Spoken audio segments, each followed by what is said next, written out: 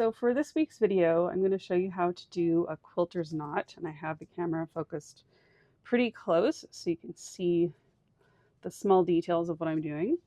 And I'm going to use some So Fine thread gloss. This is going to help me thread my needle, and then when I start to do my embroidery, I'm going to coat the whole thread with it, and that aligns your threads really nicely, and it smells nice.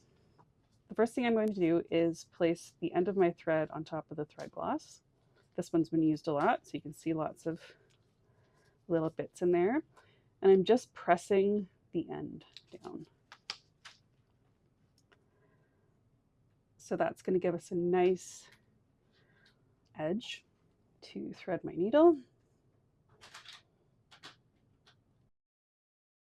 Okay, so I'm going to take the end of my thread and my needle in my right hand and sort of cross them over like this. And then I'm going to wrap it a few times.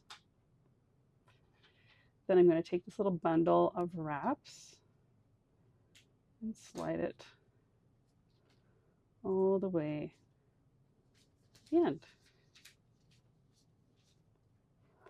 And there you go. Got a nice little knot.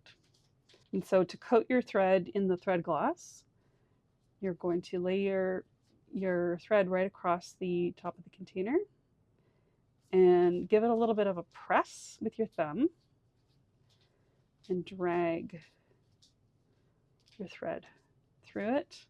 And I like to do this a couple times depending on what project I'm working on. And this kind of helps to align your threads so you're not getting a lot of twists and tangles. And there you go. If you enjoyed this video, be sure to like, share, and subscribe.